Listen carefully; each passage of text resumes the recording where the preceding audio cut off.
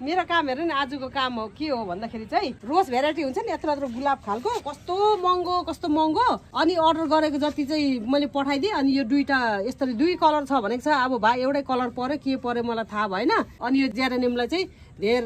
पानीहरू हाल्नु हुँदैन है त साथीहरू अनि यसलाई कौसी फुल पनि भनेर भनिन्छ फर्सी पाते यो पनि भनेर भनिन्छ रहेछ जेरेनियम रोज भेराइटीको छ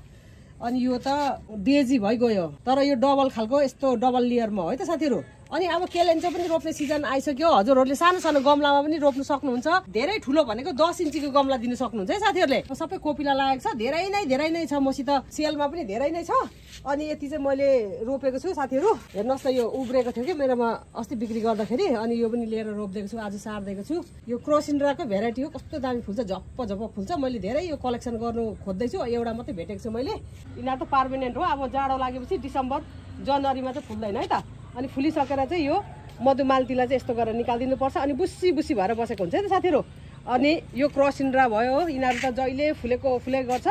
अनि अब अलिकति यो पहेँलो खालको चाहिँ मैले फर्स्ट टाइम रोपेको अनि यो जाडो भयो भने चाहिँ यस्तो पत्ता चाहिँ यो आफ्नै आफूलाई सेभ गर्नुको लागि चाहिँ यो पत्ताले चाहिँ यसरी सेभ गर्नुको लागि चाहिँ पहेँलो रातो भएर गएको छ यसरी भएको छ अनि यिनीहरू पनि यो पेन्डासहरू पनि यो 12 महिना फुल्छ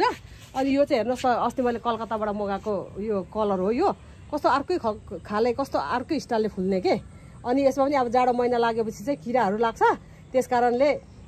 पेस्टिसाइडहरू चाहिँ दबाईहरू चाहिँ छर्दै गर्नुपर्छ है साथीहरू यतिकै हुँदैन अनि बेला यस्तै गरेर निकाल्नुपर्छ यो पेन्डास पनि मसित 5-6 कलरको छ कति साथीहरूले लगिसक्नु भएको छ हजुरको कस्तो भयो कमेन्ट लेखी पठाउनुहोस् है त साथीहरू अनि यिनीहरू त यो मेरो पुरानै पेन्डासहरू हो हेर्नुहोस् न 10 इन्चीको गमलामा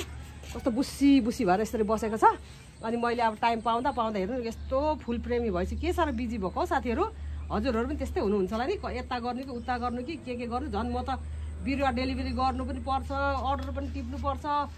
ढिलो हुन्छ साथीहरूको खोइ मेरो बिरुवा भन्नुहुन्छ